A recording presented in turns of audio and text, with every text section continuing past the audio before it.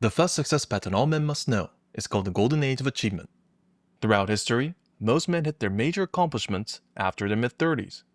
William Shakespeare made his masterpiece around the age of 39, Henry Ford made a T-car at the age of 45, Steve Jobs reshaped the modern world with the iPhone in his 50s. And today, this trend is lengthening. If you look at politicians like Senator Bernie Sanders, their popularity can reach new heights at their late 70s or early 80s. But here I'd like to ask you a question. Why is success so important? Why can't we just be happy or grateful for what we have? And my answer is because work isn't just your income. It's your ID card. It's how you introduce yourself to others or how society recognizes your value. That's why it's worth the extra effort to find the type of job you find most satisfaction in. So if you're below the age of 35, remember, your real window of opportunity hasn't even started yet. But if you're above 35, never count yourself out yet. Your most important work is waiting ahead of you. But this creates a new question. If a man's best years are late, then why do so many miss them?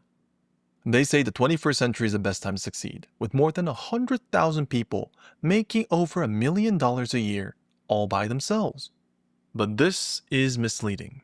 The 21st century is the most confusing time to be successful, for it trained us to think that success is about having a high IQ or being a workaholic, and perhaps having good connections. But in my research, I found none of these factors to be primary to success. In fact, effort and talent was used to justify why people can't succeed, not help them do so. So I wonder what the important factors were, and I found one by observing pigeon behavior. Most pigeons keep to the flock. They walk the same, they peck the same, but sometimes there'd be this one pigeon that acts differently. It'd lower its head like a ram and dash around the fields, sometimes bumping into other pigeons. I promise you this unique pigeon has a low IQ. It does nothing all day but bash its head against other pigeons, and because of that, none of the pigeons like them. Yet this pigeon is the most likely to succeed among his peers. Why? Because he kept to the second pattern of success, and that is energy. Energy means thought and movement. If you have more energy, it means that you can think more and work longer without feeling tired. The good part of America is that they have a high energy culture. The people are optimistic, they have a can-do attitude, and they are uniquely tolerant of failure, which is very special from an Asian perspective. And that energy is what I believe was a hidden advantage for their strong entrepreneurship. However, modern society with all its information and convenience may be designed to drain us of that energy. Let's take a look here. There is some scientific evidence that the nutrient density of our food has decreased in the past 70 years. Now, this will vary from location to location, but there is a chance that we're not getting as much vitamins and minerals as our grandparents had. And to make things worse, we're eating less vegetables. Now I know a friend who brags saving around $2,000 a year by eating processed convenience store foods instead of cooking at home or eating out. But if our body isn't fueled, the brain has a hard time thinking, and if we can't think clearly, most modern success strategies are obsolete. Now, what are those? Set a 5-year plan and focus on long-term gratification, have a growth mindset and improve 1% every day. Aggressively master a skill set by investing 10,000 or more hours on it. People are trying to use these high-energy success strategies with a low-energy brain. That's the problem with our system. Like this today, I'll offer you 7 patterns of success by using proper examples to prove to all men that your greatest years may be waiting ahead of you. If you need a user's manual to understand how the human mind works, you came to the right place. Now, let's jump into the next topic. This was a man who was completely stuck in life. No money, no future, nothing but memories of complete failure. But still, he managed to turn it around at the age of 38. His name is Mr. Grant, and he began as an American soldier during the 19th century. But back then, American soldiers weren't paid very well, and if you're not paid very well, you're pressured to invest in side hustles. Side hustles back then didn't mean trading stocks or starting a business. It usually meant manual labor. That means that there is no chance for a random lottery win or passive income, meaning there is no expected payoff. And worst of all, he was away from his wife and kids. So, What happens to a person who is bored, who is lonely, and who feels like they have no future? They need something to soothe them. For Grant, it was alcohol. And when he used alcohol to soothe his problems grew to a point where eventually he had to resign from the army. And what can a former military officer do, forced out because of a drinking problem, to make money? Well, at first, he tried to farm, to learn that farming is not that easy. Then he tried to sell firewood, to learn that firewood does not make money. And when all of his side hustles had failed, he had to ask his father for help. He was 38 years old, he had to take care of his wife and 4 kids, and boy was he tired. He had to work as a clerk in his father's leather shop. And for your information, he hated the smell of leather. Modern society assumes that 38 is just too late. After all, 22-year-olds complain that things are too late. So I guess Grant should be grateful for his family and try to think things positively. But little did they know that 38 was the beginning of Grant's rise. In 1861, Fort Sumter had been attacked by the Confederates and civil war had broken loose. Grant stood frozen at the shop. He was a man completely beaten out of life. The neighborhood ladies called him a lifeless slug. But he felt something awaken within him, a doctrine that had been installed in him a long time ago during his youth. He went to the town center. There was a meeting, and once the crowd recognized him, they pushed him forth, saying that he's a military man. He's the only man here who knows how to wear a uniform. They offered him the spot of a captain to lead them during these troubled times, but Grant, he refused. When opportunity arose, Grant refused the position but agreed to help, so he's not getting the title, but he's the one organizing and drilling the troops. Now why is that? This is because he wants to win big, not small. Think about musicians or actors buying small gigs to get stuck in that role when they later could have done far better. Grant is going for the lottery. So this is a game of reputation, not position. The harder you work, the more the townsfolk recognize them. That's why Grant worked hard. He worked long hours into the night, writing orders until his fingers went numb, and he'd have migraines so severe that he had to dip his feet in hot water in the middle of a dark room. But when the courier arrived, his eyes would flash with energy and determination.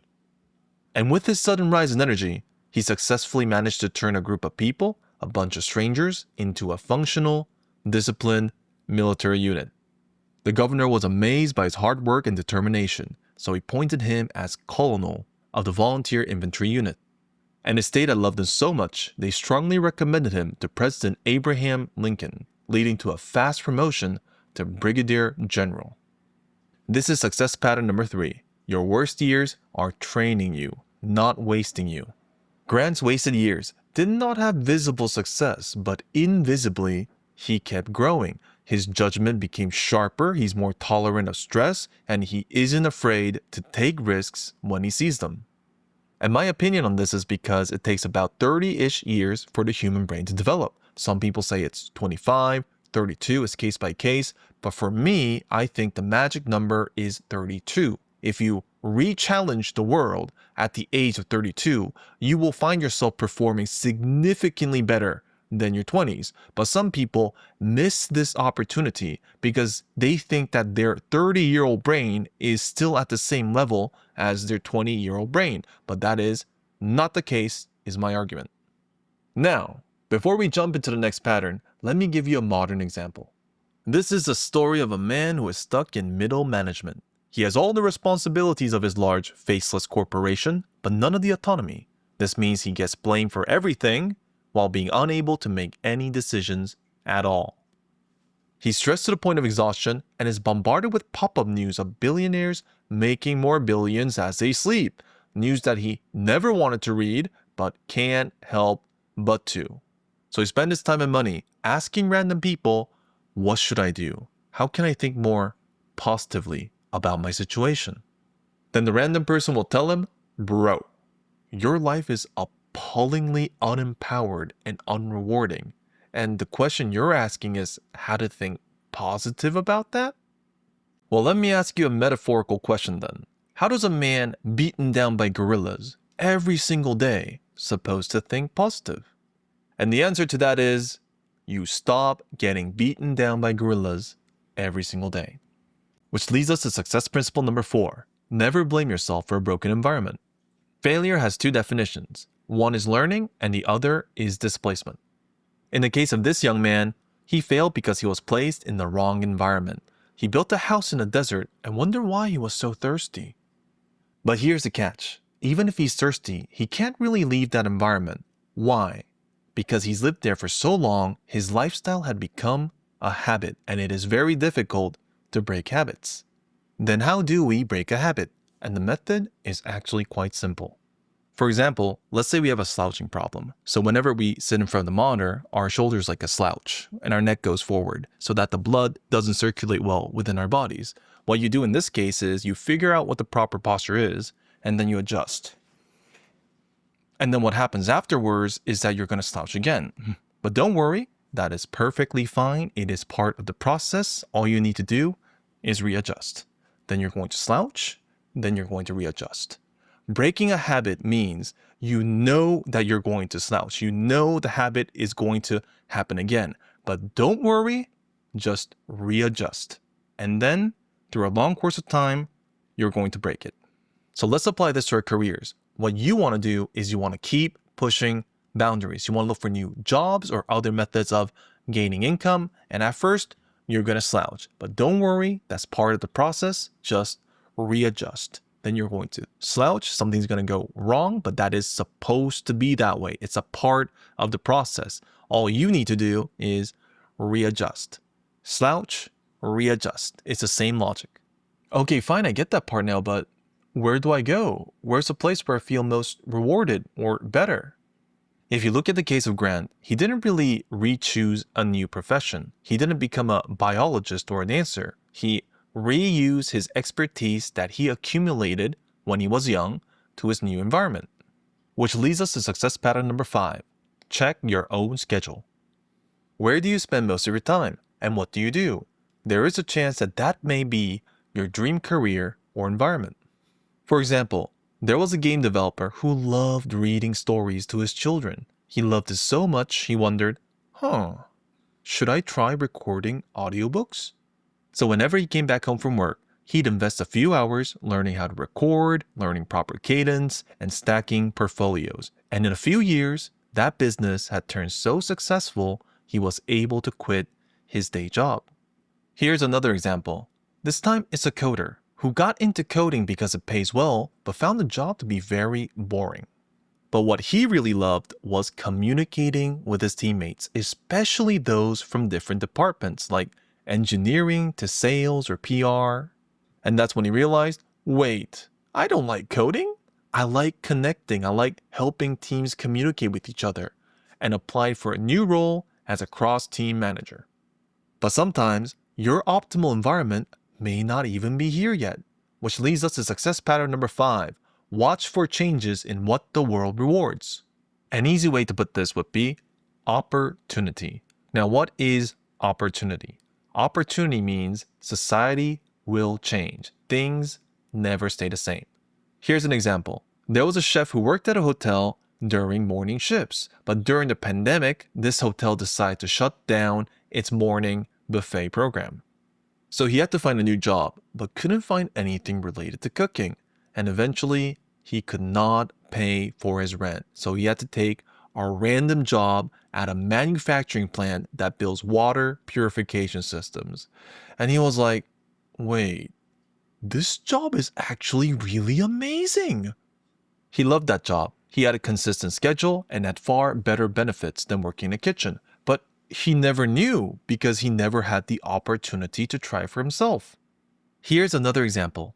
This is a chess teacher who taught online as a side hobby until one day his business boomed. A famous chess drama series had trended, which created massive interest for new people wanting to learn chess. And the fun part is, he never expected it to be profitable. He just really liked playing chess. Which leads us to success pattern number 6. Do not stop during the quiet years. You see, water boils at 100 degrees, and at the first 40 to 60, all you'll see are tiny bubbles. Tiny, tiny bubbles. And when we see nothing but tiny, tiny bubbles, anxiety pops. Will I be able to get married? Can I pay rent? How do I take care of my kids? And that's when we consider quitting. But the trap here is, will we be happier if we quit? Or is that a false binary? And let me help you make that decision. Here are 4 major outcomes that can happen when you pursue your dreams. If your goal is unachievable, people tend to be happier when they give up.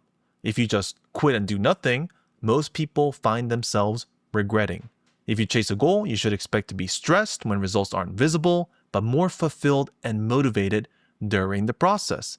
And if you achieve your goal, boy, is that sweet. This means that quitting is obviously better when you know it's unachievable.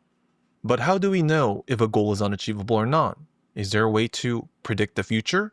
And I say, yes, there are techniques and methods that we can do to increase our odds of understanding what our future looks like. And I'll share you one that's commonly used in advertising by small business owners. Let me briefly explain how ads work in the 21st century. How ads work is you pay money and decide who to show your advertisement to. That could be a group of high school students or a group of seniors. But you don't know who wants to buy your products. So what small business owners would do is that they would test the advertisement with small amounts of money. So instead of $10,000 for an ad for high school students, they'd invest $100 instead and see the results. This gives them the feedback to see if the investment is viable. If the signal is positive, they invest more. If not, they consider other segments. So what you want to do is you want to invest small amounts of time and small amounts of money to see if your new field or ideas will work out or not. Also, you can gather more data and experience. What I don't recommend is burning down the bridge. Now, this is an all-in strategy, and for young men, it can be very attractive. It's a romantic strategy, but I assure you, it's the siren's call. Tempting, but you gotta plug it out. But first, let me explain why some people do this. You see, some generals lead their army to a river, because if they lead them to a river, the soldiers can't escape. And if they can't escape, they have to fight their very best to survive. There's no other option. So if you were to all in, what's going to happen is you'll learn faster, you'll grow faster, and you're going to perform better. But the real world does not reward quality or performance. So you're going to be in a situation where you feel like you're winning, but you're also losing, which leads to despair. And if you want to overcome despair, you need a strong support system, a loving family, a caring community that says, we love you, you can do it. Or you need insurance, meaning you're from a rich family, or maybe you made a lot of money when you were young. In my experience, it's a classic tale of the tortoise and the hare. The hare gets ahead, then they get burnt out, then they over-rest, then the tortoise gets ahead, then the hare panics, the hare runs, the hare trips, and the tortoise wins. We have finally reached success pattern number 7. Prepare for luck. I'd like to tell you an interesting story about the tortoise that I've heard from one of my favorite professors. A group of tortoises were captured by hungry sailors. They were caged and of course prepared to be eaten. It was the end for these fine creatures, and everybody thought that they had gone extinct. But almost 200 years later, someone found these fine creatures living peacefully ashore. What happened was the boat got shipwrecked. So these amazing creatures saw opportunity and struggled out of their cages, managing to escape to a brighter future. And the best way to prepare for lucky events like this is repetition, repetition, repetition. And let me help you repeat these patterns. Remember, your greatest achievement is likely to arrive after your mid-30s, and the contract is simple. Keep your energy high, eat fresh fruits and vegetables, high five with people, do your daily exercises and get better sleep, and make sure to say positive things such as, you are a treasure to this world and everybody wants you to succeed. Keep learning, and failure is the best way to gather data. Never waste time with the wrong environment, and keep repositioning yourself by testing out small investments into new fields. And as you do this, you'll keep reverting back to a slouchy posture. But don't worry, that's part of our plan. All you need to do is readjust. Then you work hard, then you're going to slouch again, then you readjust. It's all part of the plan. There's nothing wrong with that. Thank you for watching till the end. This is all you need to know about successful patterns. I pray for your happiness and success, and I will see you guys next time.